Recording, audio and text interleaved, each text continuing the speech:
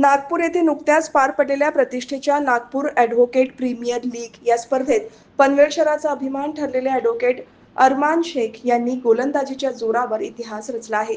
एका सामन्यात तब्बल 8 बळी घेत विक्रमी कामगिरी करत त्यांनी संपूर्ण स्पर्धेचे लक्ष आपल्याकडे वेधून घेतले आहे. या सामन्यात अरमान शेख यांनी अचूक आणि धडाकेबाज गोलंदाजी करत विरोधी संघाचा पाडाव केला. त्यांनी केवळ 8 बळी घेतले नाहीत, तर एक झेल पकडला आणि एक धावचीत म्हणजेच रनआउट करून सामन्याचा कलच पालटला. एका गोलंदाजाने इतके बळी घेणे ही या स्पर्धेच्या इतिहासातील प्रथमच घडलेली घटना आहे. क्रिकेटच्या पातळीवर ही कामगिरी अत्यंत दुर्मिळ मानली जात आहे. त्यामुळे अरमान शेख यांचा हा पराक्रम राष्ट्रीय तसेच आंतरराष्ट्रीय स्तरावरही चर्चेचा विषय ठरत आहे. स्पर्धेनंतर आयोजकांकडून त्यांचा विशेष सत्कार करण्यात आला.